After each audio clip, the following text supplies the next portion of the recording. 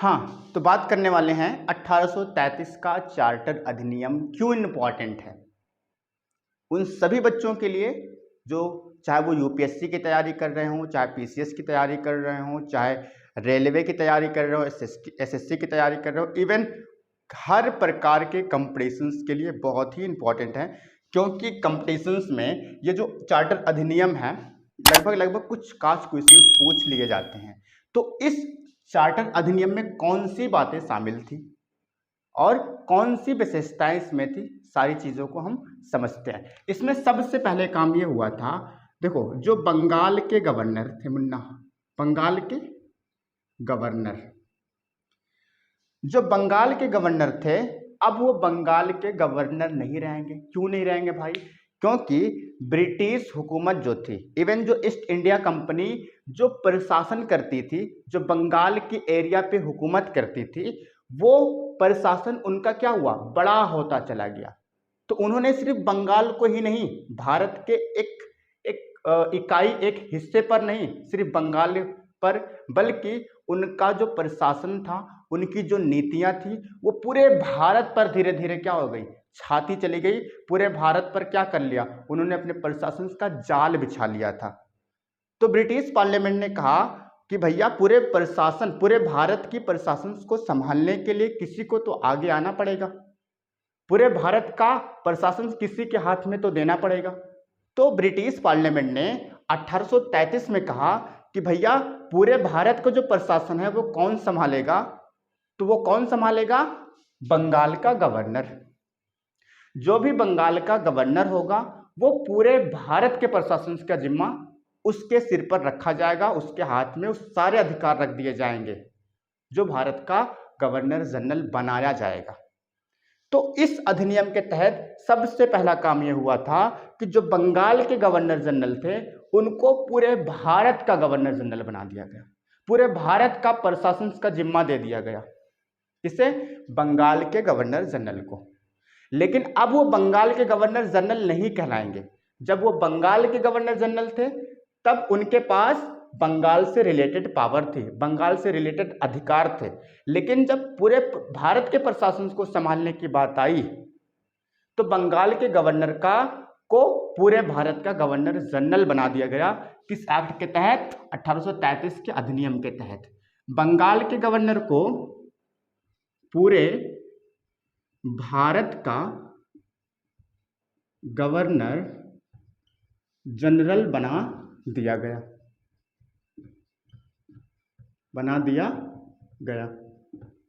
ठीक है।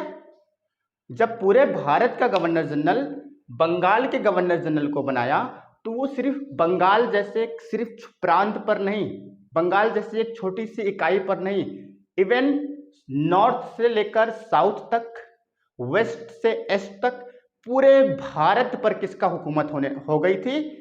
बंगाल के गवर्नर की। अब जब पूरे भारत पर बंगाल के गवर्नर की हुकूमत हो गई थी तो बंगाल के गवर्नर को पूरे भारत का गवर्नर जनरल, पूरे भारत का मालिक कहा जाने लगा।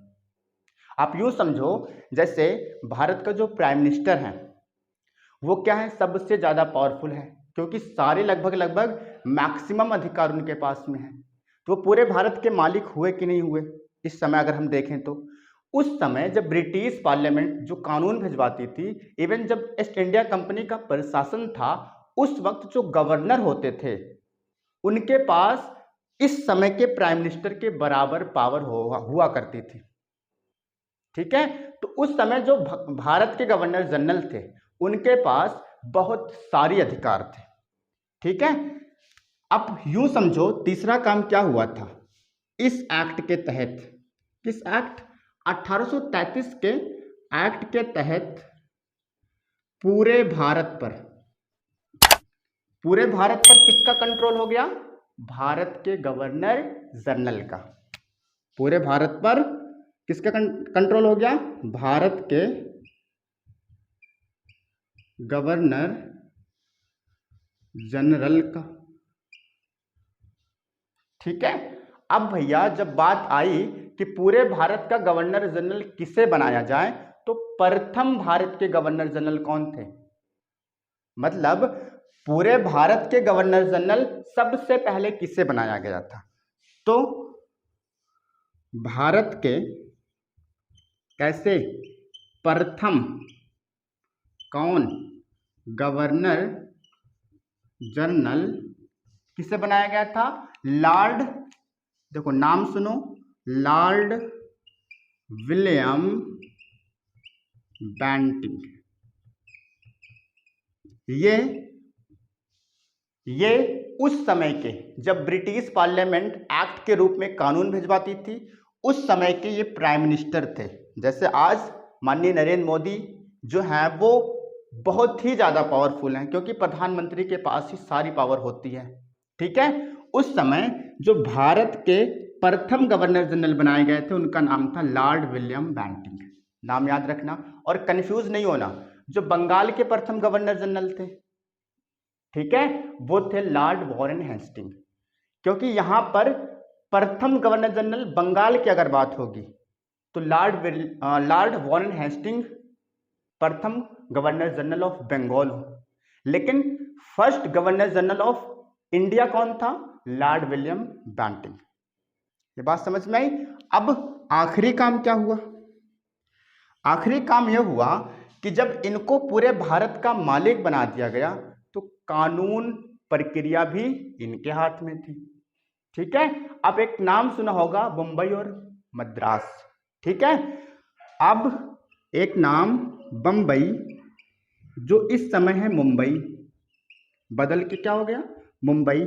दूसरा मद्रास, जो इस समय चेन्नई, ठीक है। यहां के जो गवर्नर थे ना मुन्ना, कहाँ के? बंबई और मद्रास के जो गवर्नर थे ना बाबू, इनके पास कानून बनाने की पावर थी। मद्रास और बंबई के गवर्नर अपने एरिया में, अपने प्रांत पर अगर उनको जरूरत महसूस होती थी तो वो क्या करते थे? विधि निर्माण प्रक्रिया स्वयं से कर लेते थे। बात पे ध्यान देना, वो कानून बनाने का अधिकार उनके पास स्वयं का था। लेकिन जब बंगाल का गवर्नर पूरे भारत का मालिक बन जाया तो मद्रास और चेन्नई भी तो भारत में आते हैं।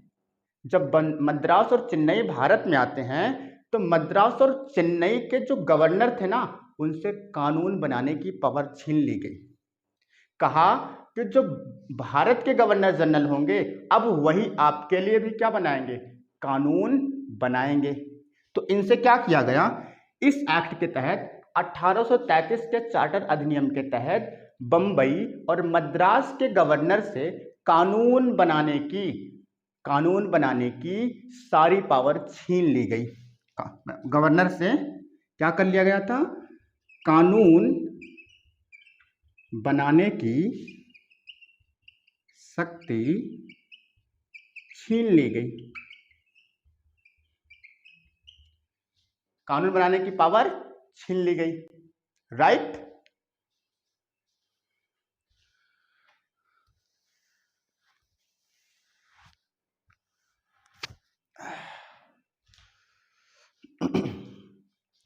तो बंबई और मद्रास के गवर्नर से जब कानून बनाने की पावर छीन ली गई ना मुन्ना, तो किसे दी गई?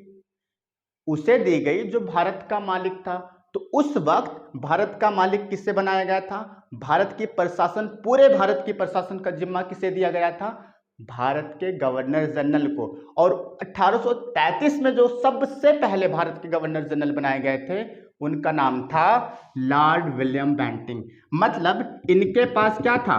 कानून प्रोसेस, कानून फॉर्मेशंस की पावर थी लॉर्ड विलियम बेंटिंक से। अब इनसे पावर छीन के किसको दे दी गई?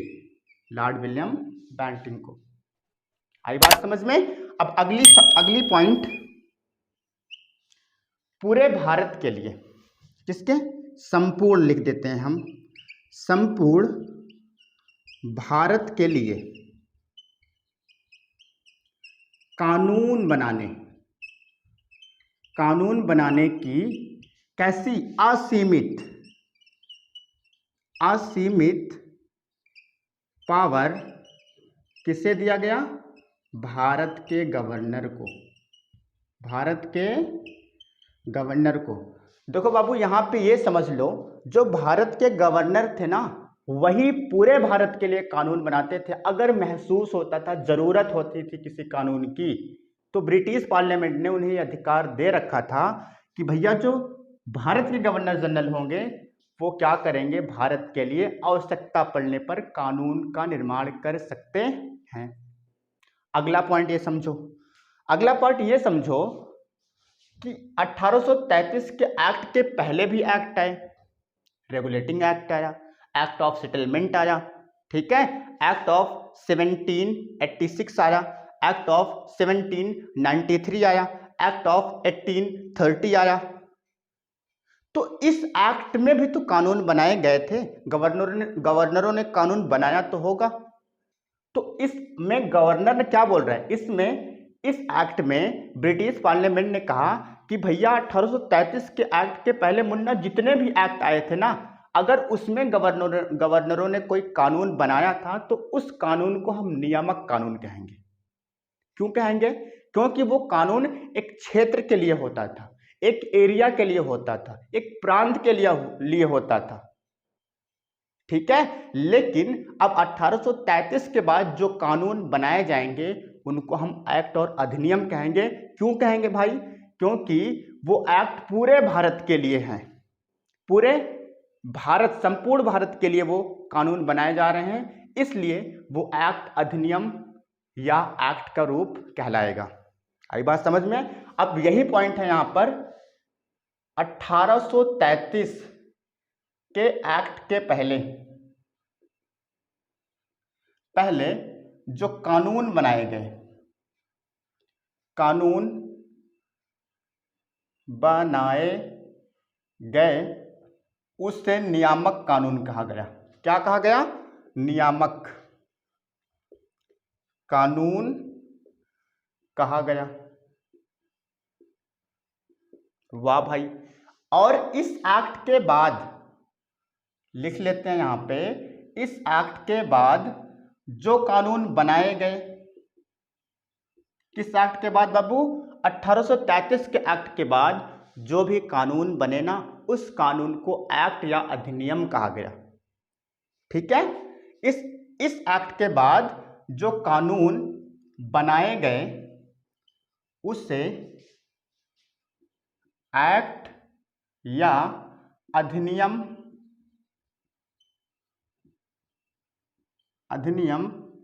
कहा गया, ठीक है, इस एक्ट के पहले। और आगे क्या काम हुआ? ईस्ट इंडिया कंपनी थी ना भारत में, ईस्ट इंडिया कंपनी के क्या पास कौन से दो बोर्ड थे? बोर्ड ऑफ कंट्रोल था और बोर्ड ऑफ डायरेक्टर था। पिट्स इंडिया एक्ट में मैंने इसको पढ़ाया हुआ है, अगर आपने वो लेक्चर, ये वाला लेक्चर नहीं देखा है तो आप जाके देख सकते हैं, ठीक है। इसका लिंक वीडियो के डिस्क्रिप्शन में आपको आसानी से उपलब्ध कराया जाएगा, ठीक है। अब उसमें क्या हुआ था, जो भारत में ईस्ट इंडिया कंपनी थी ना, व्यापार के नाम पे ये भारत को लूटने का काम करती थी। व्यापार के नाम पे ये कंपनी ने क्या किया? भारत को सिर्फ लूटने घसोटने का काम किया। तो इसके कर्मचारियों को बांट दिया गया था। कुछ ने कहा भैया कि तुम क्या करो, ईस्ट इंडिया कंपनी से ब्रिटिश पार्लियामेंट ने कहा कि हम तुम्हें दो बोर्ड बना के देते हैं, बोर्ड ऑफ डायरेक्टर और board of control. Board of director क्या करेगी? पूरे भारत को लूटेगी, मतलब व्यापार करेगी। और बोर्ड ऑफ कंट्रोल क्या करेगा? यहाँ के जितने भी लोग हैं ना, उन पर अपनी नीतियों को थोपेगी, प्रशासन करेगी, ठीक है, अपनी मर्जी के हिसाब से। तो ईस्ट इंडिया कंपनी के इस एक्ट में क्या हुआ था? ईस्ट इंडिया कंपनी के व्यापारिक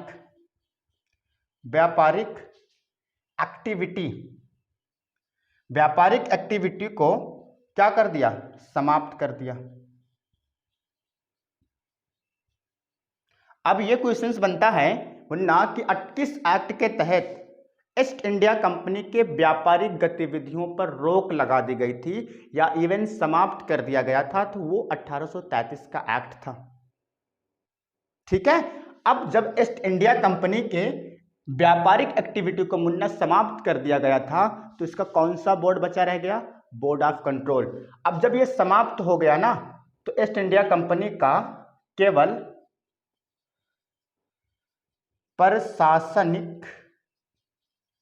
प्रशासनिक इकाई बची रह गई। यूं कह सकते हैं बोर्ड ऑफ कंट्रोल बचा था। ठीक है, ये कंपनी क्या करती थी, भारत को लूटने का ही तो काम करती थी। तो ये सारे प्रोसेस थे, इसके आगे हम समझते हैं। तो ये सारे प्रोसेस थे। ठीक है, अब जब कंपनी के व्यापारिक सिस्टम को, व्यापारिक ढांचे को समाप्त कर दिया गया तो इसके प्रशासनिक इकाई को ही रखा गया।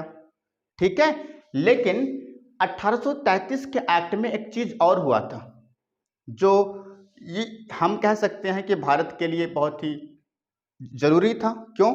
क्योंकि इसमें एक चीज ये हुआ था, देखो यहाँ पे एक चीज ये हुआ था कि 1833 के एक्ट में ब्रिटिश पार्लियामेंट ने कहा कि अगर कोई भारतीयों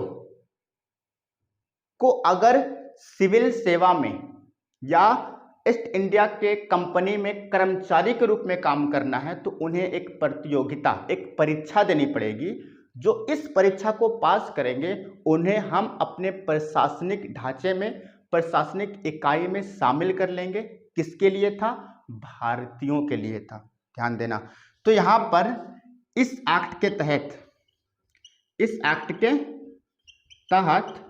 क्या हुआ था? सिविल सेवा परीक्षा का आयोजन किया गया।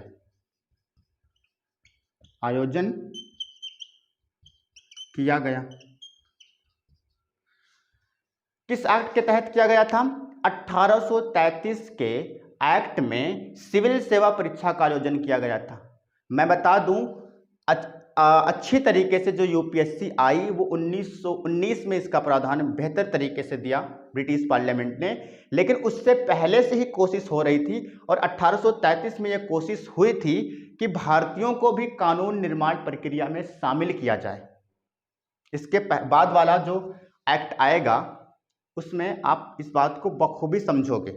लेकिन इस एक्ट में यह हुआ था, कोशिश हुई थी कि भारतीयों को भी ईस्ट इंडिया कंपनी में कर्मचारियों के रूप में शामिल किया जाए, भारतीयों को भी कानून निर्माण प्रक्रिया में और ब्रिटिश प्रशासन में शामिल किया जाए। उसकी कोशिश 1833 में हुई थी और ये इस एक्ट में सिविल सेवा परीक्षा का आयोजन की बात की गई। कहा गया कि जो ईस्ट इंडिया कंपनी होगी, क्या होगी? ईस्ट इंडिया कंपनी होगी और उस ईस्ट इंडिया कंपनी में कर्मचारी के रूप में भारतीयों को भी शामिल किया जाए। किसमें? ईस्ट इंडिया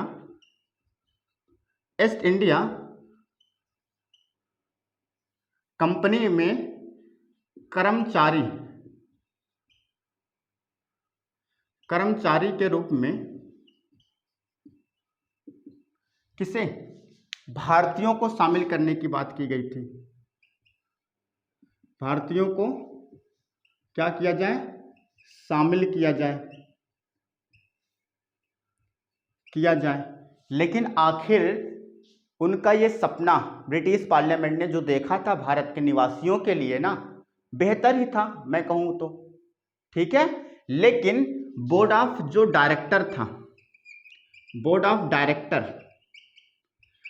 डायरेक्टर ने ना इस प्रावधान